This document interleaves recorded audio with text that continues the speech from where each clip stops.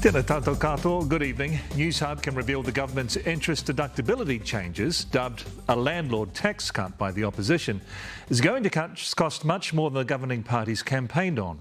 We've obtained the breakdown of how much the policy will cost per year, which is hundreds of millions more than either Act or National budgeted for. And that's after they scaled it back from what was promised in the coalition agreements. Political editor Jenna Lynch reports.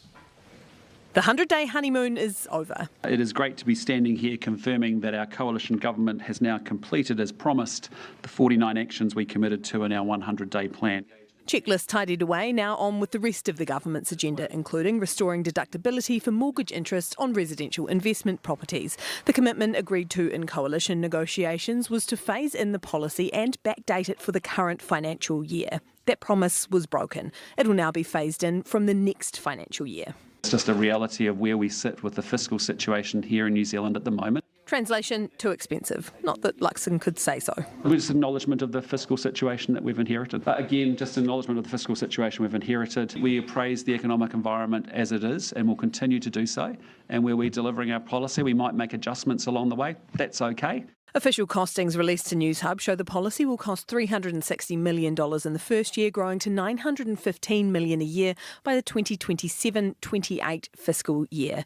National only budgeted it costing $650 million a year by then.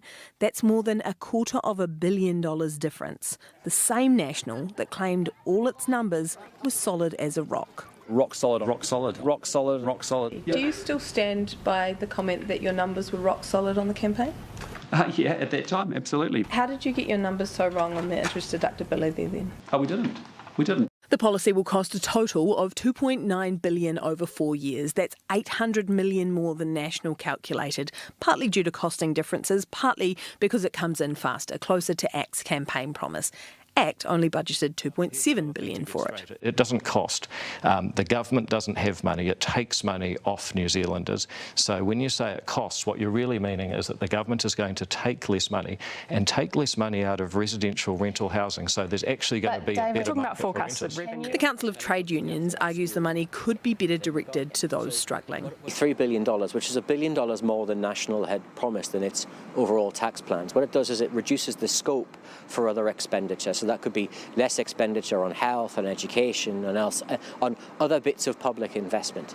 If you are thinking about the renters of New Zealand, which is where I'd hope you might be thinking, you would be very, they will be very grateful for the fact that we are doing everything we can to increase the supply of rental properties across New Zealand. Hoping the landlord tax break trickles down. Jenna's with us now. Kia ora, Jenna. The government's first 100 days in office is up, so what now?